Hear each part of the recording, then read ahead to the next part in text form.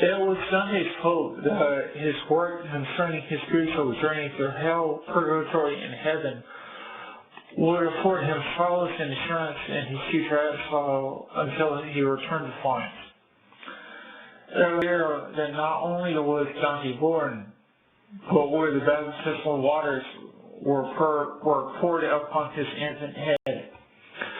This baptism allowed him to enter the state, the sin state for which he had just now been examined by St. Peter. As the chief apostle returns over, another soul who was a lot younger than St. Peter came out. In spiritual ecstasy, Beatrice said, "Look, look, behold the Baron for whom below Garcia is frequented." Cancer 25.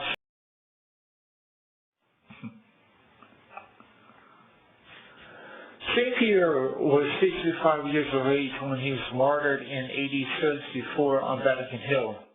His tomb was dug on Vatican Hill, which was later incorporated into the Basilica in his honor and memory. He was supposed to be martyred in the AD 60s. The second saintly soul was St. James the Greater, the first of the 11 of the second set of the 12 apostles.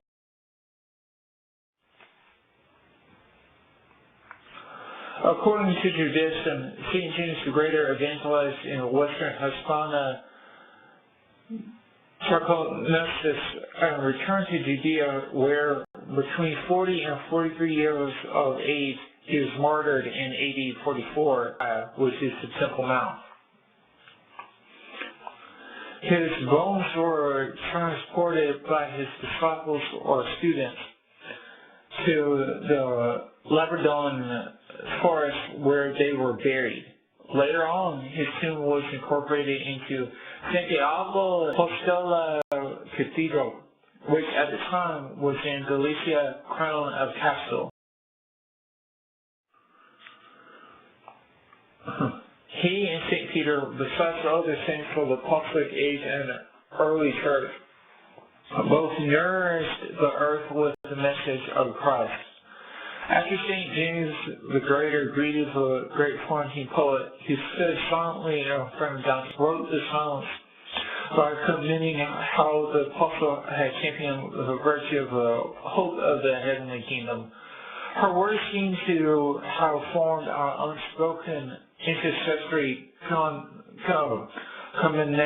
commendation. As St.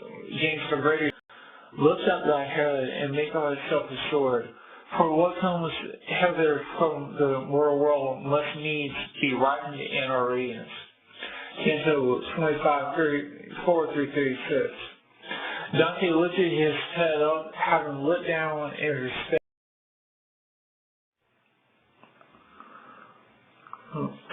The son of thunder told the living man that through Christ's grace Dante had been brought up to meet the apostles of his inner sanctum before he died. This entire journey was bold with the hope that the church possessed. St. James the Greater then asked Dante what hope was, where it came from, and how much of it he possessed. Beatrice vouched for Dante's hope by saying that no one in the church realm had more hope than Dante. It was this level to come from the spiritual Egypt, which is earth, to New Jerusalem before his death. However, she would digress so that Dante could fully answer the other two questions with transparency.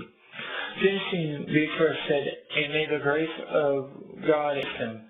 Canto 25,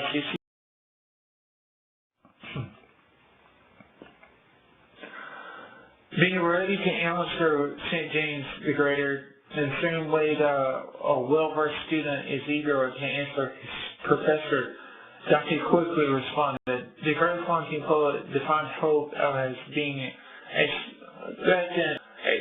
expectant of a future triumph which was derived from divine mercy and earned virtue. Dante compared hope to starlight.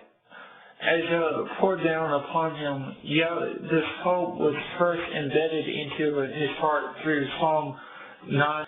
And let them trust in thee who know thy name, for thou hast not forsaken them that seek thee, O Lord. Those who shared Dante's faith knew the Father Almighty.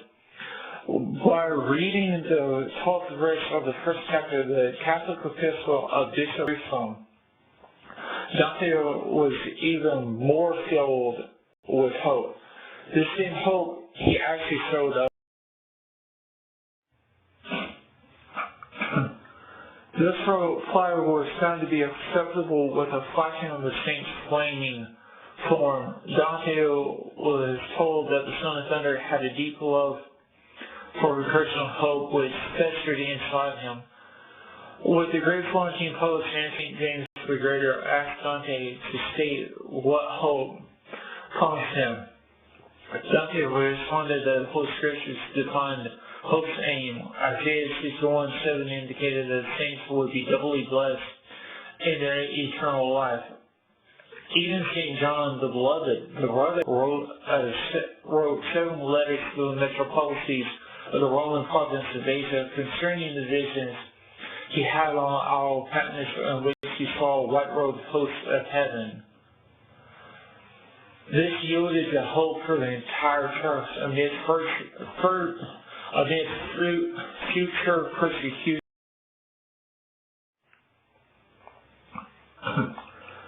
From somewhere in the sphere, there erupted a singing of Psalm 9:11.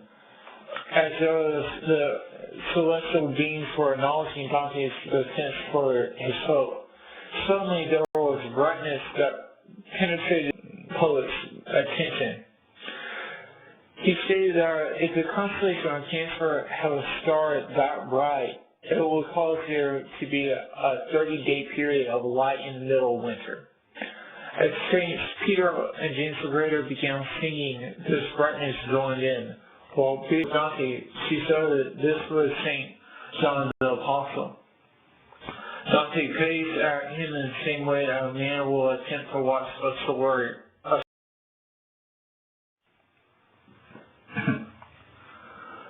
When the other Son of Thunder began to examine the great Florentine poet, he asked him, "What dost thou daze thyself to see a thing which here hath no existence?" Canto 25, 120. After Emperor Nerva, the successor of Emperor Domitian, granted amnesty to all individuals exiled for religious beliefs, St. John the Beloved and his scribe St. Ricardus departed Patmos and came to the metropolis of Ephesus in AD. Ricardus left for Antioch. St. John the Beloved became a vicar, bishop, or assistant bishop of the metropolitan bishop of Ephesus. Over the next 4 years, he gathered 4 disciples, students, and declined. When he died on September 23rd or December 2000, he was buried near Ephesus.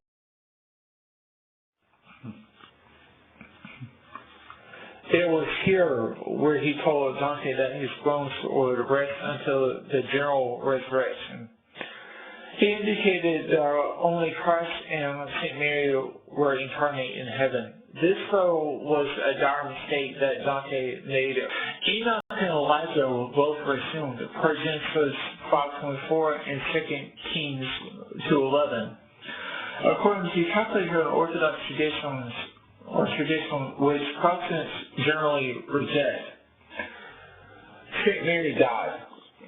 Soon after, her body was where her soul and body were rejoined.